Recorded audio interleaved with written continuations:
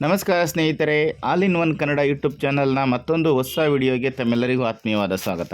ಸ್ನೇಹಿತರೆ, ಇವತ್ತಿನ ವಿಡಿಯೋದಲ್ಲಿ 2025 ಆಗಸ್ಟ್ ತಿಂಗಳಿನ ಕನ್ಯಾ ರಾಶಿಯವರ ಭವಿಷ್ಯ ಯಾವ ರೀತಿ ಇರುತ್ತೆ ಅನ್ನೋದನ್ನು ತಿಳ್ಕೊಳ್ಳೋಣ. ಮೊದಲನೇದಾಗಿ, ಈ ಆಗಸ್ಟ್ ತಿಂಗಳಲ್ಲಿ ಕನ್ಯಾ ರಾಶಿಯವರಿಗೆ ಗ್ರಹ ಸಂಚಾರಗಳು ಯಾವ ರೀತಿ ಇರುತ್ತೆ ಅನ್ನೋದನ್ನು ತಿಳ್ಕೊಳ್ಳೋಣ. ಮೊದಲನೇದಾಗಿ ಸೂರ್ಯ, ನಿಮ್ಮ ವ್ಯಯಾಧಿಪತಿಯಾದಂತಹ ಸೂರ್ಯನು ಆಗಸ್ಟ್ 17ರಂದು ಕರ್ಕಾಟಕ ರಾಶಿಯಿಂದ ಸಿಂಹ ರಾಶಿಗೆ ಪ್ರವೇಶವನ್ನು ಮಾಡ್ತಾನೆ. ಇನ್ನು ಬುಧ, ನಿಮ್ಮ ರಾಶಿಯ ಅಧಿಪತಿಯಾಗಿರ್ತಕ್ಕಂಥ ಮತ್ತು ರಾಜ್ಯಾಧಿಪತಿಯಾಗಿರ್ತಕ್ಕಂಥ ಬುಧನು ಆಗಸ್ಟ್ 30ರಂದು ಕರ್ಕಾಟಕ ರಾಶಿಯಿಂದ ಸಿಂಹ ರಾಶಿಗೆ ಪ್ರವೇಶ ಮಾಡ್ತಾನೆ. ಇನ್ನು ಶುಕ್ರ, ನಿಮ್ಮ ಧನ ಮತ್ತು ಭಾಗ್ಯಾಧಿಪತಿಯಾದ ಶುಕ್ರನು ಆಗಸ್ಟ್ 21ರಂದು ಮಿಥುನ ರಾಶಿಯಿಂದ ಕರ್ಕಾಟಕ ರಾಶಿಗೆ ಬದಲಾಗ್ತಾನೆ. ಇನ್ನು ಮಂಗಳನು ಈ ತಿಂಗಳ ಪೂರ್ತಿ ನಿಮ್ಮ ರಾಶಿಯಲ್ಲಿಯೇ ಸಂಚರಿಸ್ತಾನೆ. ಇದು ನಿಮ್ಮಲ್ಲಿ ಶಕ್ತಿ ಮತ್ತು ಕೋಪವನ್ನು ಹೆಚ್ಚಿಸುವುದಕ್ಕೆ ಕಾರಣವಾಗುತ್ತೆ. ಇನ್ನು ಗುರು, ನಿಮ್ಮ ಸುಖ ಮತ್ತು ಸಪ್ತಮಾಧಿಪತಿಯಾದಂತಹ ಗುರು ಈ ತಿಂಗಳ ಪೂರ್ತಿ ಮಿಥುನ ರಾಶಿಯಲ್ಲಿ ಸಂಚರಿಸುತ್ತಾನೆ. ಇನ್ನು ಶನಿ ಮೀನ ರಾಶಿಯಲ್ಲಿ ಸದ್ಯಕ್ಕೆ ಸಂಚರಿಸುತ್ತಿದ್ದಾನೆ. ಇದು ವೈವಾಹಿಕ ಮತ್ತು ವ್ಯಾಪಾರ ಪಾಲುದಾರಿಕೆಯ ಮೇಲೆ ಪರಿಣಾಮವನ್ನು ಬೀರುವ ಸಾಧ್ಯತೆ ಇದೆ. ಇನ್ನು ರಾಹು ನಿಮ್ಮ ರಾಶಿಗೆ ರಾಶಿಯ 6ನೇ ಮನೆಯಲ್ಲಿ ಸಂಚಾರ ಮಾಡ್ತಾ ಇದ್ದಾನೆ. ಇದು ಶತ್ರುಗಳ ಮೇಲೆ ವಿಜಯವನ್ನು ಸೂಚಿಸುತ್ತದೆ. ಇನ್ನು ಕೇತು ನಿಮ್ಮ ರಾಶಿಯ 12ನೇ ಮನೆಯಲ್ಲಿ ಸಂಚರಿಸುತ್ತಿದ್ದಾನೆ. ಸ್ನೇಹಿತರೆ, ಇನ್ನು ವೃತ್ತಿ ಮತ್ತು ಉದ್ಯೋಗ ಯಾವ ರೀತಿ ಇರುತ್ತೆ ಈ ಆಗಸ್ಟ್ ತಿಂಗಳಲ್ಲಿ ಅನ್ನೋದನ್ನು ನೋಡೋಣ.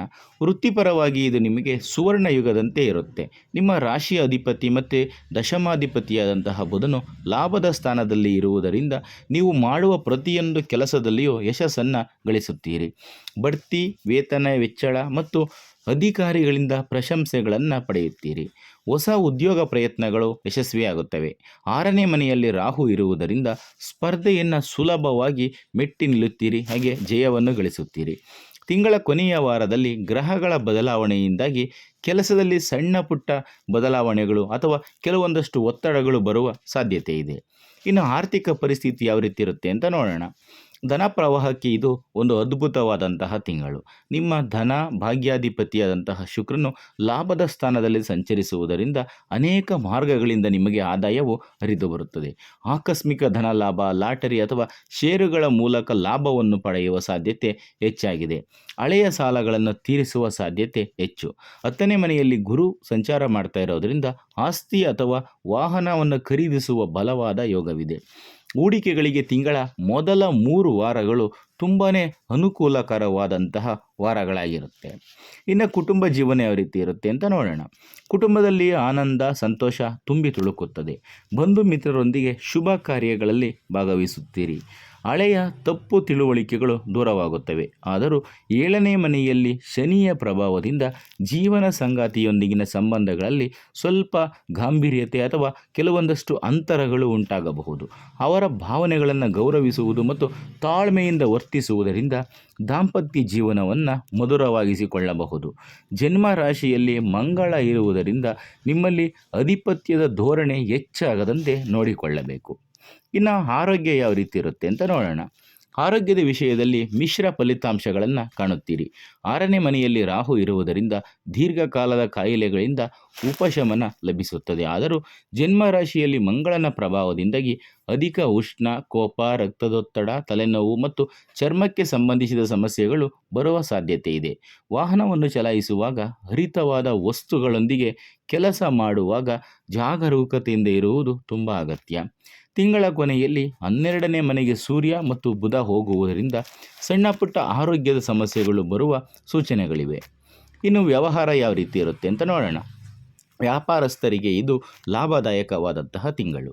ವ್ಯಾಪಾರ ವಿಸ್ತರಣೆಗೆ, ಹೊಸ ಒಪ್ಪಂದಗಳಿಗೆ ತಿಂಗಳ ಮೊದಲ 3 ವಾರಗಳು ಬಹಳ ಅನುಕೂಲಕರವಾಗಿ ಇರುತ್ತವೆ. ಹೂಡಿಕೆಗಳಿಂದ ಉತ್ತಮ ಆದಾಯ ಬರುತ್ತದೆ. ಆದರೂ 7ನೇ ಮನೆಯಲ್ಲಿ ಶನಿ ಇರುವುದರಿಂದ ವ್ಯಾಪಾರ ಪಾಲುದಾರರೊಂದಿಗೆ ಕೆಲವು ತೊಂದರೆಗಳು ಅಥವಾ ವಿಳಂಬಗಳು ಎದುರಾಗಬಹುದು. ಒಪ್ಪಂದ ಪತ್ರಗಳ ವಿಷಯದಲ್ಲಿ ಸ್ಪಷ್ಟತೆ ತುಂಬ ಮುಖ್ಯ.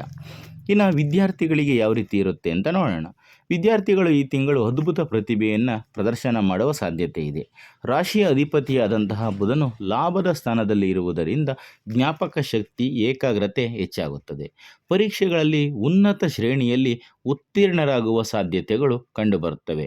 ನಿಮ್ಮಲ್ಲಿನ ಶಕ್ತಿಯನ್ನು ಅಂದರೆ ಮಂಗಳನ ಪ್ರಭಾವದಿಂದಾಗಿ ನಿಮ್ಮಲ್ಲಿನ ಶಕ್ತಿಯನ್ನು ಓದಿನ ಮೇಲೆ ಕೇಂದ್ರೀಕರಿಸಿದರೆ ಮಾತ್ರ ಯಶಸ್ಸನ್ನು ಗಳಿಸಲು ಸಾಧ್ಯ.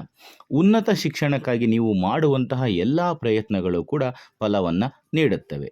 ಸ್ನೇಹಿತರೆ, ಇನ್ನು ಈ ಕೆಲವೊಂದಷ್ಟು ಸಮಸ್ಯೆಗಳಿಗೆ, ಕೆಲವೊಂದು ಗ್ರಹಗಳ ಶಾಂತಿಗೆ ಏನೆಲ್ಲ ಪರಿಹಾರಗಳನ್ನ ಮಾಡಬೇಕಾಗುತ್ತೆ ಅಂತ ನೋಡೋಣ.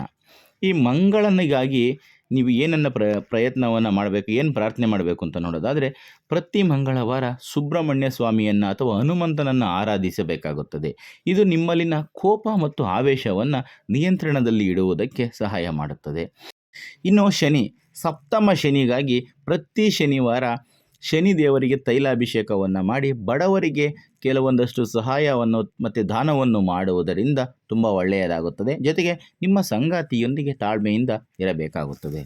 ಇನ್ನು ನಿಮ್ಮ ರಾಶ್ಯಾಧಿಪತಿಯಾದಂತಹ ಬುಧನಿಗಾಗಿ ಪ್ರತಿ ಬುಧವಾರ ವಿಷ್ಣು ಸಹಸ್ರನಾಮವನ್ನು ಪಠಿಸುವುದರಿಂದ ತುಂಬ ಒಳ್ಳೆಯದಾಗುತ್ತದೆ.